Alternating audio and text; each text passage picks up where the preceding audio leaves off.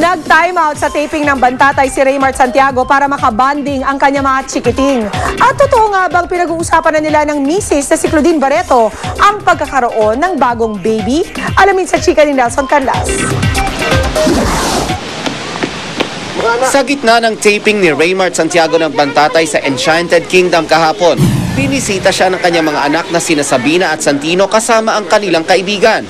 During break time, nakipaglaro si Raymart sa mga anak.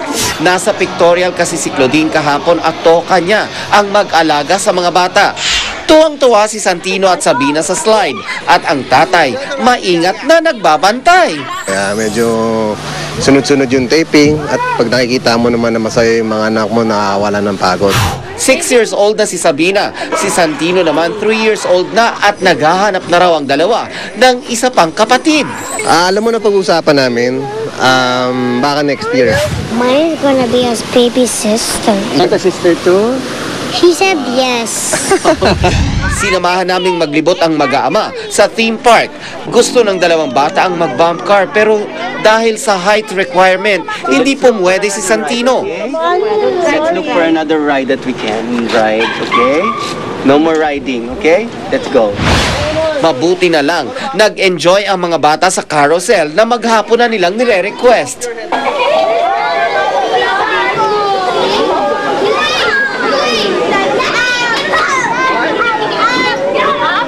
Kahit busy sa trabaho, hindi raw palalampasin ni Raymart na makita niya ang mga ngiti sa mukha ng kanyang masasayang mga anak.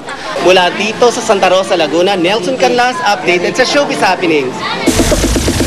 At yan po, chika minute, tutok uli bukas para sa hottest in showbiz. Ako po si Pia Guanyo. Mel? Salamat, Pia. Sisimulan na ang preliminary investigation sa kaso ng tangkang pagpatay sa isang lalaki sa Cavite noong nakaraang buwan. Kung niyo pong natatandaan, iniulat namin noon ang pambubugbog at pagtapon sa bangin sa isang lalaki. Pero siya'y nakaligtas. Nakatutok si John Consulta Exclusive. Himalang nakaligtas ang 36 anyos sa si Jomel Valmayor. Sumano'y tangkang pag-salvage sa kanya nitong Oktubre. Ikinuwento niya sa GMA News noon kung paano siya nakaligtas sa pinagdaan ng bangungot. Naramdaman ko sinasartar nga ako. Inulit ba ulit. Tapos pagbaba ng isa, binaraw na nasaksak naman sa harapan. Patay-patayin na ako. Tapos narinig kong sabi sa akin ano yun na, putukan mo na yan, Terry. Buti nung isa sabi, wag na sir, ban ngayon sa kapatay niya. Matapos ang mahigit isang buwang pagpapagaling, pumarap si Jomel sa DOJ para sa pagsisimula ng preliminary investigation ng kanyang kaso kasama ang mga police escort. Dumating din ang tatlong akusado, lumanin ng bugbog at nagdangkang pumatay sa kanya na sina Teresito Sosa, Gilboy Magahis at Ombre Ondrada. No-show naman si Rosario Cavite Councilor Mau Luna ang itinuturong mastermind umano sa tangkang pag-salvage. Ilang minuto rin nag-face off ang dalawang kampo sa harap ni Fiscal Rendesel Gungion. Matapos magharap, agad itinakda ng piskal ang preliminary investigation sa December 2. Politika raw ang isang maaaring dahilan kung bakit patuloy na idinidiin ng mga akusado. Mayroon mga ebidensya na magsusuporta sa kanyang sinabi na siya walang kinalaman. Itinanggi naman ito ng biktima. Hindi rin daw siya papayag na hindi magkaroon ng katarungan ang nangyari sa kanya. Mahirap na raw dahil baka mangyari pa ito sa iba. Sila po. Sila talaga. Hindi ako urong. Anong ko ito Kataya buhay ko rito Nambili lang ako palawang buhay ng Panginoon para ilaban to. John Consulta, nakatutok, 24 oras.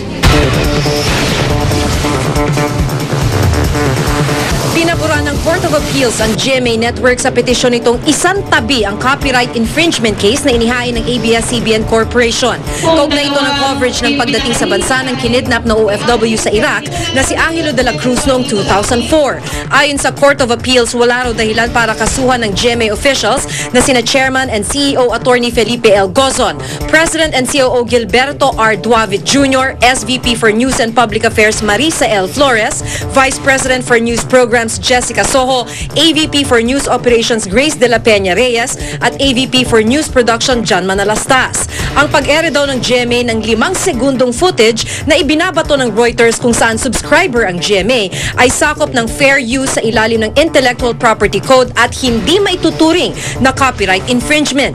In good faith din daw ang GMA dahil una, walang abiso mula sa Reuters na ABS-CBN ang source ng video at pangalawa, agad itong inalis ng GMA sa ere ng makitang live rin itong ipinalalabas sa ABS-CBN. Binabaliktad ng desisyon ng Court of Appeals ang resolusyon ni Nooy Justice Secretary Alberto Agra kung saan iniutos niya ang pagsasampa ng kasong kriminal sa mga opisyal ng GMA. Sabi ng Court of Appeals, nagkamali daw si Agra nang baguhin ito ang naunang desisyon ni dating Justice Secretary Raul Gonzales noong 2005 na nagsasabing walang naganap na copyright infringement. May trabaho raw na naghihintay para sa ginahasang volunteer nurse. Yung volunteer nurse na pinangalanang Florence, mga kapuso, at yan ay kapag nakalabas na siya ng ospital. Yan ang pahabol na birthday gift sa kanya ng talihim ng Department of Health na si Secretary Enrique Ona mula sa lungsod ng Davao. Nakatutok si JP Soriano. Personal na binati ni Health Secretary Enrique Ona si Florence sa kanyang birthday kahapon. Sandaling nag-usap ang dalawa. Ayon kay Ona, mabuti na ang lagay ni Florence pero mahina pa raw ang kanyang grip o puwersa sa kamay. Ngayon sa isang linggo sinasabing posibleng ma-discharge na si Florence. Sa paggaling ni Florence, may trabaho daw na naghihintay sa kanya ayon sa kalihim. Ipinabot daw sa kanya ni Florence na nais pa rin niyang maging nurse sa kabila ng pinagdaanan niya. Piniro ko siya. Sige, pag gusto ko sa NKTI, pupunin kita. Espesyal ang pagdiriwang ng ika-22 kaarawan ni Florence. Pinayagan ng GMA News na makapasok sa gwardyadong silid ang handa ng celebrant. Cake mula kina Senador Chis Escudero, Chris Aquino at Vice President Jaja Marbinay. May lechon din na pagsasaluhan ng pamilya, mga lobo at regalo. 24 oras nagbabantay kay Florence ang kanyang mga kaanak na isa raw sa mga dahilan ng mabilis na pagbuti ng lagay ng volunteer nurse na simbolo ngayon ng katapangan at pag-asa para sa mga naging biktima ng karahasan. Nakatakdang i-discharge si Florence ay tinuturing ngayon ng NBI na siyang pinaka-importanting saksi para sa kanyang kaso. Wala pa rin nasasampahan ng kaso sa ngayon, bagay na mas nakapagpapabahala raw sa pamilya ng biktima. Mula rito sa Davao City, JP Soriano, nakatutok 24 oras. Nagsulputan na ang iba't ibang uri ng palamuting pamasko sa iba't ibang bahagi ng bansa. Sa isang hotel nga sa Mandaluyong, nagkaroon ng maagang Christmas party ang mga chikiting. Yan ang tinutukan ni James Velasquez. Masayang nakihalubilo ang kapuso child wonder na si Jillian Ward sa maagang Christmas treat ng isang hotel para sa mga bata. Naghandog pa siya ng song number.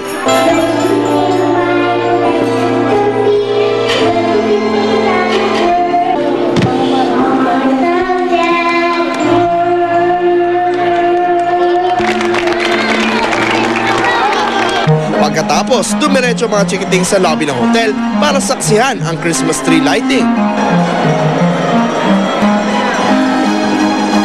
Merry Christmas po sa inyong lahat! I love you!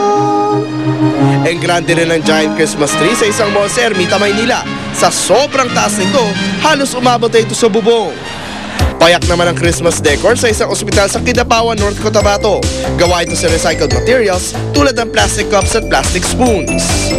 Tsak namang mapapansin ang Christmas display na ito sa isang highway sa Balanga, Bataan. Si Santa Claus nakasilong sa kubo at may snow effect pa. Pagkagat ng dilim, dagdag attraction pa ang sangkatutak na Christmas lights na bumalot sa kubo. Kaya naman kahit sa malayo, tanaw na tanaw ang kubo ni Santa. James Velasquez sa Katutok, 24 oras. At yan po mga balitang aming tinutukan.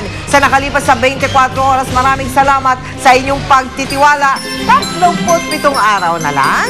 Pasko na! Wala pa ang regalo namin mula kay Mike. Mula sa tahanan ng katotohanan. Ako po si Mel Tiangco siya. Ako po si Mike Enriquez. Ito ang GMA. Walang kinikilingan, walang pinoprotektahan, walang kasinungalingan. Walang bahid politika. Serbisyong totoo lamang. At dahil hindi natutulog ang balita, Nakatutok kami 24 oras. sasabay ko yung pagbibilang sa araw.